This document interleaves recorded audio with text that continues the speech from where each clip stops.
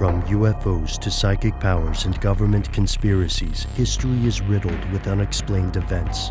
You can turn back now, or learn the stuff they don't want you to know.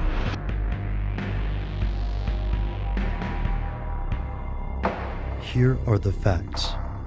Humanity has entered the dawn of a new age. Nuclear power plants, the majority of which use uranium, supply over 5% of the world's energy and over 10% of its electricity.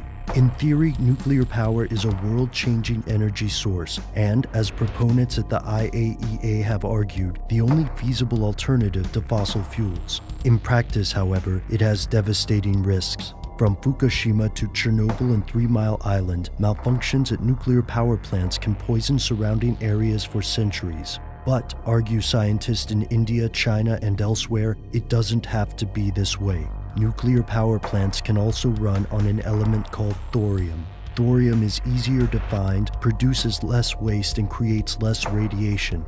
So why aren't we using it? Here's where it gets crazy. For decades, theorists, pundits, and scientists have argued for the use of thorium as a power source, and though their cause has made some progress, the uranium fuel source still dominates the market. Why? At first glance, the situation seems anomalous. After all, thorium is approximately 3 times more abundant than uranium. To the average person, it may sound incredible that humanity didn't start with thorium in the first place. But the big question is this. Since it's true that thorium does have advantages, is it possible that some organizations have purposely suppressed the technology? The answer, and there is an answer, gets a bit complicated, and we'll need to travel back to the early days of nuclear research to understand how, to borrow a phrase from The Guardian's Natalie Bennett, uranium became the VHS to thorium's Betamax. According to the US Department of Energy, early nuclear research before and during World War II focused on the development of weapons, and it was only later that scientists began focusing on peaceful applications of nuclear technology.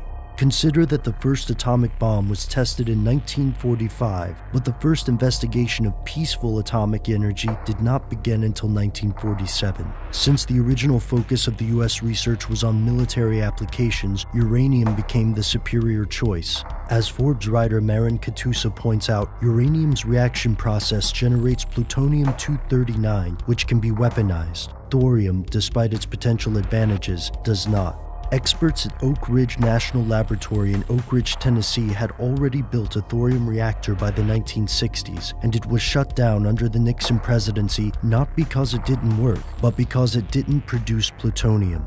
With this context in mind, it's easy to see how the bulk of research and funding went to uranium rather than to thorium, but that doesn't explain why this has remained true in the modern day, and it doesn't have to. Fast forward to 2011. In the wake of the Fukushima meltdown, thorium underwent a revival. Today, government-sponsored scientists across the globe are aggressively pursuing thorium as a fuel source. China is aiming to be the world leader in what is often called the clean nuclear fuel. To be fair, thorium is no silver bullet. It isn't fissile, meaning that it has to be converted to be useful, and it could be used to create weaponry, but doing so would be far more difficult and, generally speaking, not feasible. So, is there a conspiracy to suppress thorium technology?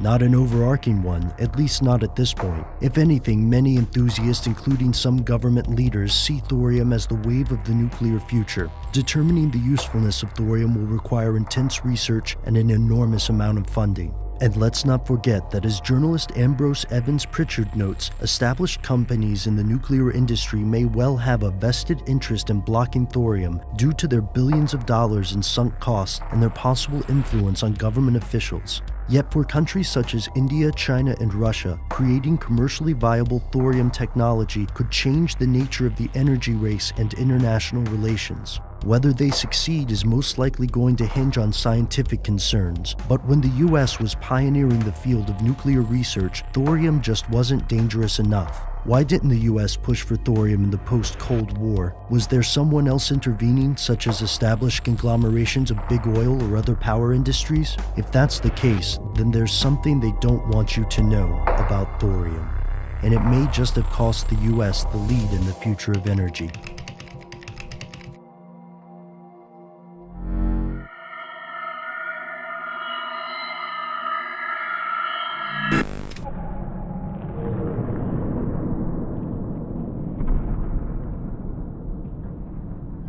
nuclear energy explorations, man will continue to learn more about this new source of energy and to apply it to an ever-broadening horizon.